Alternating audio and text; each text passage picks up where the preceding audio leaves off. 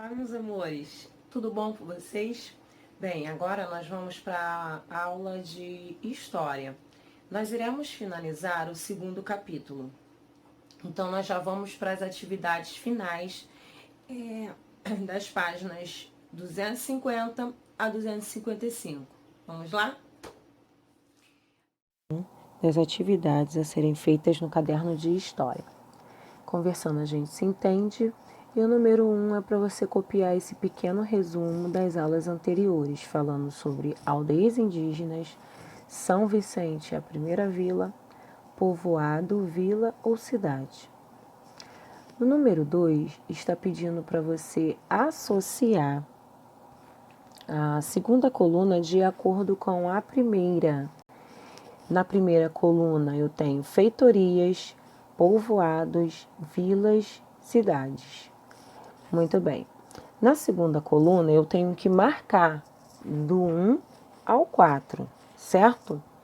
Então, o que vai ser as grandes e importantes vilas? O que você acha que é? 1, 2, 3 ou 4? Você vai marcar. E um pequeno grupo de pessoas com algumas poucas casas. Um galpão protegido para armazenar o pau-brasil. E um grupo intermediário, isso quer dizer um grupo médio, onde há casas, comércios e sua administração era pela Câmara Municipal. Então, a dica está bem aí em cima no texto que você copiou. No número 3, marque a alternativa correta. A expedição colonizadora era chefiada por índios e pajés, por Martim Afonso de Souza, ou pelos negros escravizados? Bem, presta bem atenção, porque nós falamos muito desse chefe, tá? No texto acima que vocês copiaram, nós falamos dele, tá bom?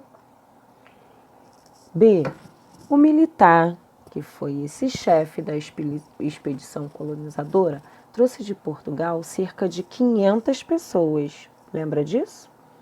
O que ele fez com essas pessoas?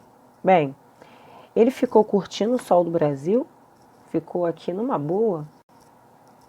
Ele aprisionava os negros como escravos? Será? Ou ele fez uma festa com banquetes? Ele preparou uma festa para essas 500 pessoas. Na letra C, a primeira plantação e cultivo de cana-de-açúcar aconteceu em 1545, em 1500 ou 1532? Lembrando que lá no texto vem falando qual o ano. Então você tem que prestar atenção. O ano que foi, quantas pessoas vieram e quem foi que trouxe, tá? Então, você tem que prestar atenção para marcar essas alternativas da letra A, B e C. Você tem que saber quem foi que trouxe as pessoas, essa quantidade de pessoas, o que essas pessoas fizeram aqui, como que eles viveram aqui e qual foi o ano da vinda dessas pessoas para cá para cultivarem a cana-de-açúcar. A partir de agora, fica com um vídeo para vocês reconhecerem um pouquinho das primeiras vilas e de povoados, né, aqui do nosso território brasileiro. No próximo... Saber que antes do Brasil ser um país, ele foi colonizado por Portugal, durante quase 300 anos. E é sobre isso que vamos falar na aula de hoje. Depois que Pedro Álvares foi embora, o Brasil ficou servindo para piratas, náufragos e degredados. Nesse período, deu início à primeira economia do Brasil, que era a extração do pau-brasil, o Ibirapitanga, como diziam os indígenas. Essa economia mobilizou o comércio clandestino, e é por causa dessa madeira que chamamos Brasil.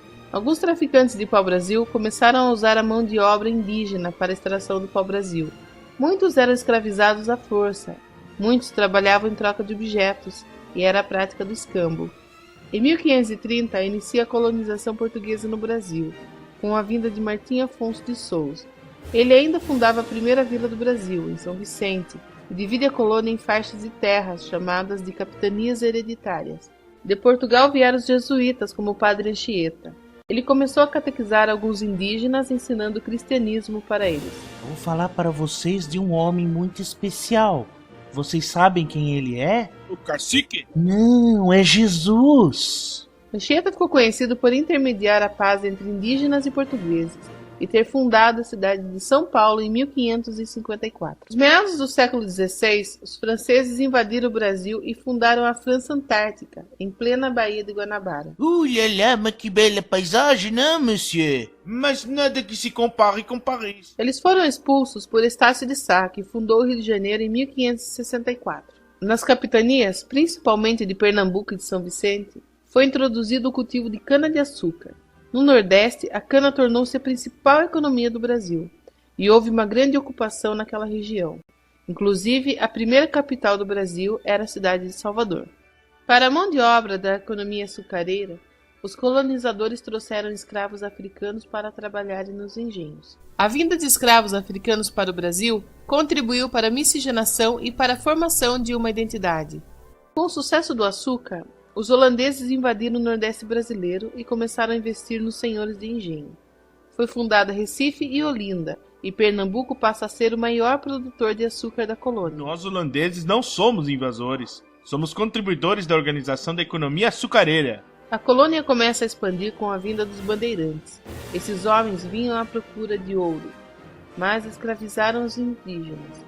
Por causa deles, parte da população indígena foi quase exterminada por completo. Se eu vejo um indígena, ou eu o escravizo, ou eu mato o infeliz. Com a descoberta de ouro em Minas Gerais, ocorre um aumento demográfico na região sudeste. Portugal começa a explorar cada vez mais os brasileiros, e isso desencadeia uma série de revoltas, onde os brasileiros aparecem contra os portugueses. Essas revoltas são chamadas de revoltas nativistas. A colônia entra em crise. Os movimentos da independência, como a Inconfidência Mineira e a Conjuração Baiana, foram fracassadas. Mas os ideais não.